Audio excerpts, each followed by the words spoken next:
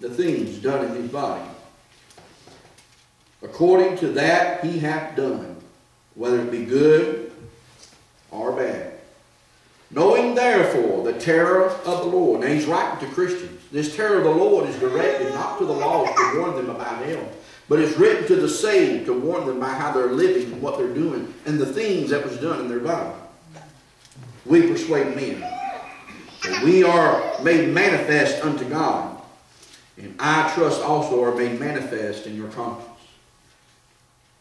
These new perversions, such as the RSV, Holman Christian Standard Bible that the Southern Baptists wasted $10 million on, the New Living Translation, the NIV, the English Standard Version, the American Standard Version, and the New NIV, changes the judgment seat of God and removes it.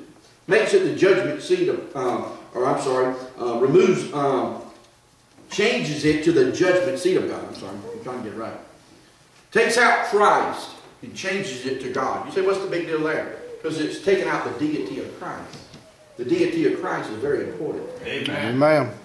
Saying that Christ and God are two different people. No, Christ is God. If you read some perversions, which I know most of you don't, they completely take it out, such as the Message, the NCV, the Young's Literal Translation, even the Wycliffe Bible takes it completely out. The World English Bible, the New Life Version, the New International Reader's Version, the full New Testament, Louis Reams, 1899. And I have these. They all remove the phrase completely. It's not even in there. They don't just change the word Christ to God, but they take the whole thing out. Because they don't want a judgment seat. Don't want a judgment seat. People who write these perversions, they don't want a judgment seat. Right. So they just take it out so they might show up. They're going to show up anyway. Yeah. If they're saved. But the judgment seat of Christ scares me.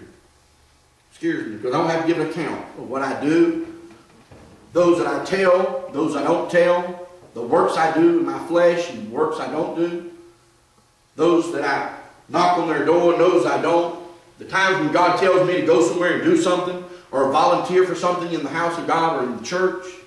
We don't volunteer. You know what? I'm going to give an account for that.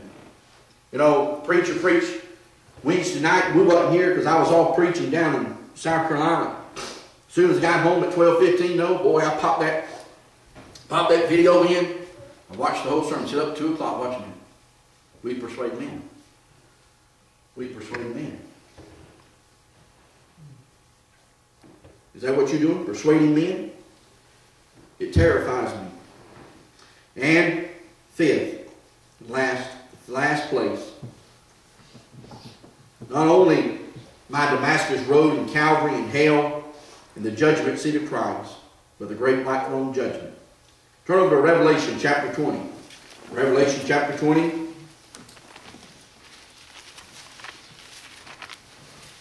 Verse 11.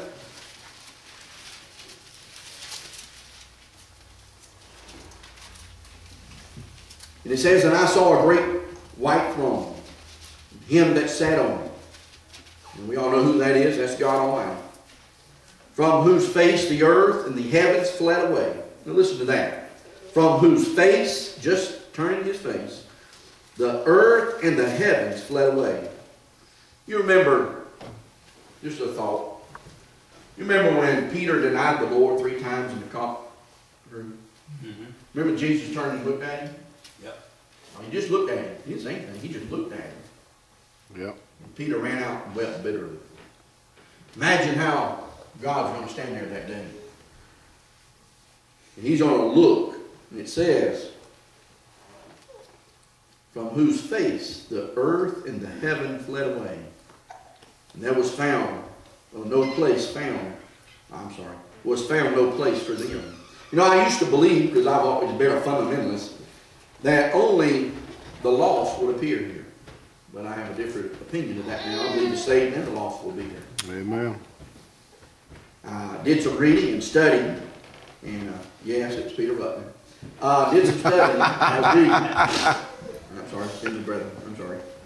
I was reading him, and so I called the preacher just to make sure. I said, is this what you believe? Because I always believe this other thing. And it just didn't kind of fit, never, but you know, that's what the fundamentalist said. His brother. And I don't believe that. And he told me what he believed, and I said, well, that's what I was being led to believe. And he said, that's good, that's what we believe. And so God just worked all that out, and that just went wonderful with the verses, because the way it goes in verse 12, and I saw the dead, small and great, stand before God, and the books were opened, and another book was opened, which is the book of life. The dead were judged out of those things which were written in the books according to their works. These are those that are saved during the tribulation period, the millennial period, 1,000 years, and verses 12 and 13, because they're going to be saved in the tribulation period based on faith and works alone in the millennial. So therefore, they're going to stand before God and be judged based on their works. But that's not us, because we've already been judged at the judgment seat of Christ and taken out. And we're not saved by works, we're saved by grace through faith. And then in verse 13, again it says, and the sea gave up the dead which were in it, and death and hell delivered up the dead which were in them. And they were judged every man according to their works. Again, they'll be judged there, those in the come out of the tribulation period and the millennial.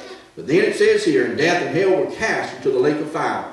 This is the second death. And whosoever, this is the lost, that will be judged at the great white throne judgment, where every knee shall bow and every tongue will confess, says, and whosoever was not found written in the book of life was cast into the lake of fire.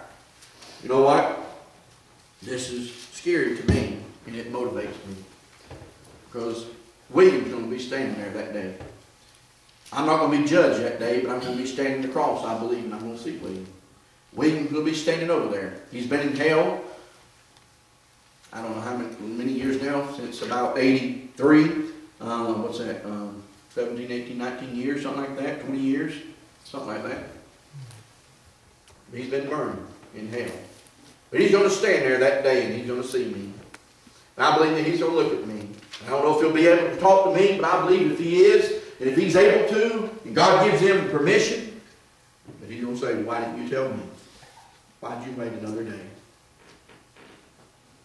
Why did you wait another day? The great white throne judgment scares me, because I have friends and family back home that are lost. I've been trying to rectify some of that. I've been writing letters. I've been sending them information in the mail that they might trust Christ. Wrote some of them real long letters, 3 and 4 pages, single type, to try to get them the gospel and tell them about Christ. I don't want no more blood on my hands than is going to be there already. I don't want to stand across there and see my aunt and my uncle look at me and say, why didn't you ever tell me about Christ? You being a preacher. How many will stand there and look at us eyeball to eyeball that day and say, I didn't know you was a Christian. Hey, you worked at the hospital, didn't you? I didn't know you was a Christian. I never knew because of your attitude. I never knew because of the way you responded to things. I never knew because of this or that or the other thing. Or I knew you was a Christian, and I knew you went to that Bingham Heights Baptist Church. But you never told me. You never invited me to church. Hey, I lived beside you 20 years. Why didn't you tell me about Christ?